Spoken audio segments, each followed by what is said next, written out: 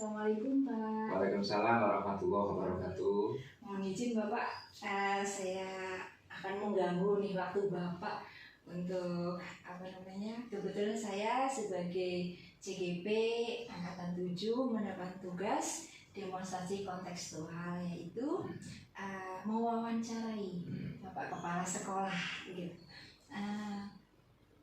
Kira-kira Bapak berkenan nggak? Siap bersedia. Okay. Untuk kemajuan pendidikan Indonesia dan khususnya untuk ibu lancar proses menjadi CGP. Dari CGP menjadi GP ya, guru penggerak. Iya, siap, betul Pak. Oke Bapak, untuk pertanyaan pertama ini ya Pak, selama ini bagaimana Bapak mengidentifikasi kasus-kasus yang merupakan dilema etika atau bujukan moral Pak? Baik, terima kasih. Jadi bagaimana cara saya mengidentifikasi? Yang pertama, jelas masalah ini tentang apa, terus dari mana asalnya, terus kira-kira nanti berbenturan nggak dengan dari diri kami sebagai ASN atau teman kami guru-guru yang dibuat ASN juga ya, ini benturan apa? Itu dulu kita mengidentifikasi. Setelah itu baru ini masalahnya dilema etika, masalah biasa yang menyangkut mungkin tentang siswa, tentang guru. Jadi kita lihat dari masalahnya dan fokus kita melihat masalah itu. Oke, terima kasih Pak. Terus untuk yang kedua ini Pak, selama Bapak menjadi seorang kepala sekolah ini ya Pak ya, bagaimana Bapak menjalankan pengambilan keputusan? Kemudian terutama untuk kasus-kasus yang ada dua kepentingan yang sama-sama benar dan sama-sama mengandung nilai kebajikan gitu Pak. Iya, makasih. Jadi selama ini pengalaman saya bagaimana kami mengambil keputusan, ada beberapa tipe Bu ya. Jadi kalau sebuah masalah yang datangnya tiba-tiba, tentu kami dengan proses cepat Bu ya. Apalagi kalau masalah itu memang urgent ya, menyangkut tentang kondisi sekolah ya, kami segera laksanakan. Nah ini kalau memang pengambilan keputusan yang sifatnya panjang, misalnya menentukan program kegiatan, itu kan ada schedulingnya ya. Kita programkan dulu dengan guru-guru, kita susun dulu draftnya, kita juga libatkan guru-guru, yang ada nggak semuanya sih ya. Kita pilih-pilih keterwakilan yang punya kompetensi yang sesuai dengan yang kita bahas itu. Kita susun draftnya, kita libatkan guru-guru. Kalau memang butuh ya semuanya, baru kita floorkan untuk ambil keputusan. Itu yang sifatnya sebuah kebijakan atau sebuah program sekolah. Tapi kalau memang itu masalah tiba-tiba, mungkin ada aduan dari orang tua tentang pembelajaran, tentang mungkin bully, nah itu memang segera kita laksanakan. Ya kita juga libatkan tim, dan saya sampaikan ketika menyelesaikan masalah, tolong amati betul masalahnya. Jadi jangan ada unsur like and dislike ya. Karena suka makanya dianggap gak ada masalah. Ketika nggak suka dianggap ada masalah. Jadi harus objektif betul. Nah itu juga kami libatkan guru dan melihat masalah sejernih mungkin. Harus jernih dalam pengambilannya Pak ya. Iya betul. Oke Pak. Kemudian nih Pak, langkah-langkah atau prosedur seperti apa yang biasa Bapak lakukan selama ini, langkah-langkahnya itu? Ketika mengambil keputusan atau menyelesaikan sebuah masalah, memang kami tidak punya langkah yang baku ya Bu ya. Tetapi kami sudah punya tim, jadi ada wakil kepala sekolah, ada kesiswaan, kurikulum, ada juga guru-guru pembina ya. Jadi ketika ada masalah ya kami ajak guru-guru, khususnya yang berhubungan dengan mereka pegangannya ya, IIC ya, guru mereka siswa, guru mereka sudah yang kompeten. Kita ajak guru-guru untuk mendiskusikan masalah itu. Terus saya sampaikan, jadi kalau menyelesaikan sebuah masalah, yang pertama kita harus pikiran dingin, dalam posisi kita nggak banyak masalah, terus melihat masalah sejernih mungkin. Ya, ini masalah, katakan ini sama-sama baik. Nah yang baik ini yang lebih unggul baiknya mana? Nah, terus sama-sama baik ini mana yang mungkin juga ada masalahnya? Itu masih kita nggak akan pilih. Kalau mungkin baik dengan kurang ya jelas kita akan pilih baiknya Bu ya. Tapi ketika masalah itu sama-sama baik, tapi siapa tuh maksudnya yang baik ini malah membenturkan dengan kondisi kita sebagai ASN ya gitu, kita pilih yang terbaik dan juga retensi masalahnya kecil. Oh gitu ya Pak. Jadi memang harus pakai ini ya Pak. Ada suatu Ada pemilahan tameng, itu ya iya, Pak ya. iya. Oke Pak. Nah kemudian nih Pak, hal-hal apa saja yang selama ini Bapak anggap efektif dalam pengambilan keputusan pada kasus-kasus dilema etika itu Pak? Iya. Ya, yang tadi pertama, maksudnya nyambung dengan pertanyaan sebelumnya Bu ya. Iya Pak. Kita harus fokus menerima masalah itu atau aduan itu, Iya terus harus sering mungkin betul. lepaskan posisi suka dan tidak suka. Ini adalah kita, sekolah kita, ini murid kita, ini orang tua kita. Maka sering mungkin masalah itu, terus ya pikirkan dengan sebaik-baiknya solusinya. Betul. Ya tentu melibatkan tim guru yang ada ya. Iya. Dan mungkin untuk mendukung ya kita harus memang terampil atau memanfaatkan segala macam informasi yang ada. Mungkin kaitan dengan Perbu, mungkin kaitan dengan juknis dari Dinas Pendidikan DKI Jakarta, atau aturan-aturan di wilayah kita ya dari wali kota, dari apa, bahkan mungkin di atasnya dari kementerian. Siapa tahu dengan sering kita menilik itu, yang baca itu jadi menambah kelulusan atau kepastian dalam mengambil sebuah masalah, sebuah keputusan masalah. Betul, iya Pak. Oke Pak. Dan kemudian nih Pak, hal-hal apa saja yang selama ini merupakan tantangan dalam pengambilan keputusan pada kasus-kasus dilema etika ini Pak? Tantangannya adalah ketika masalah yang diadukan oleh mungkin orang tua atau murid, atau masalah yang muncul itu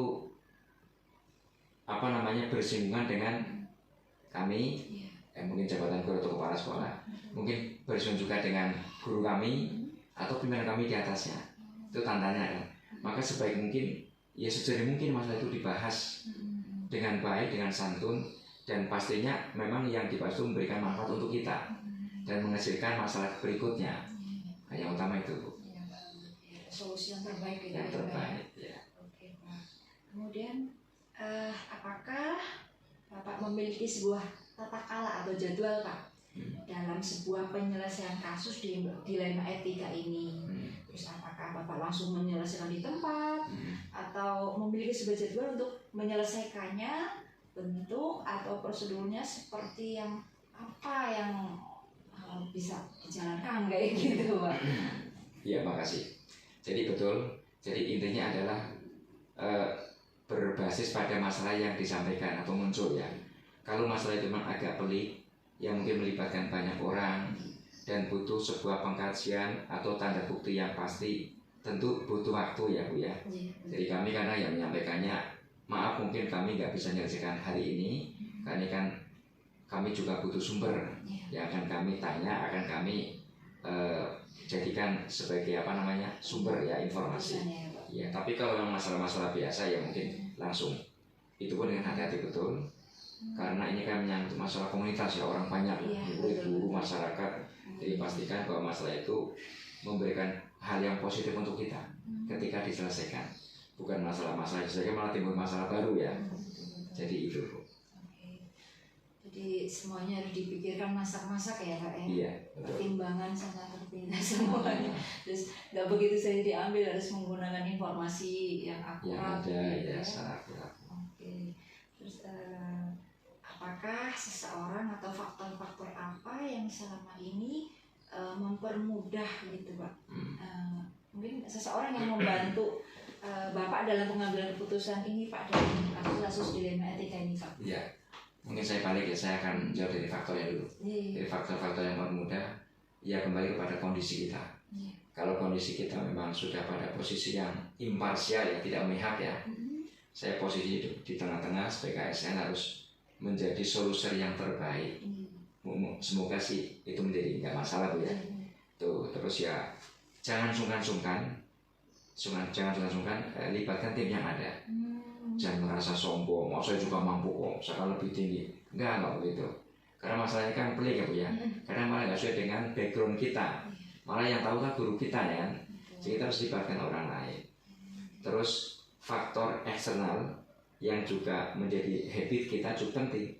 Ya tadi, misalnya kita suka baca panduan-panduan, juknis, mungkin Permendikbud atau Pergub, itu mempermudah. Karena kita punya pijakan dasar umum yang pasti. Ya ditambah juga dengan baca buku-buku literasi ya, tentang kepemimpinan, leadership, manajemen sekolah. Itu nanti bisa kan bantu Bu. Itu faktor itu ya. Terus apakah kami punya tim? Ya kami punya timnya tim guru dan komite sekolah. Jadi kalau kami posisi agak bingung untuk mencari sebuah eksekusi, ya kami libatkan guru. Nggak usah malu, demi untuk kebaikan sekolah. Kadang komite juga kita libatkan. Kebetulan juga banyak orang kan, ada dari lawyer, ada apa, kita libatkan. Kita mohon dibantu Pak untuk kebaikan sekolah, biar kedepannya menjadi lebih lancar lagi ya, dan kondusif. Ya. Semuanya perlu pelibatan ya Pak ya. Iya. Ini. Oke Pak. Yang terakhir ini Pak, Ya. dari semua hal yang telah disampaikan oleh Bapak, pembelajaran apa yang Bapak mungkin dalam pengalaman ini ya Pak ya, apa sih yang dalam pengambilan keputusan ini menurut Bapak itu paling berharga, paling gitu Pak, menurut di dalam pengalaman Bapak itu Pak? Iya, iya tadi. Jadi menyangkut masalah kinerja ya. Jadi pastikan ketika dari jam 6.30 sampai jam 3 yang formal, itu posisi kita harus memang posisi optimal. Ya, sehat lah ya, cukup istirahat. Sehingga ketika ada masalah dari guru, dari apa, itu kita bisa menyelesaikan dengan optimal juga.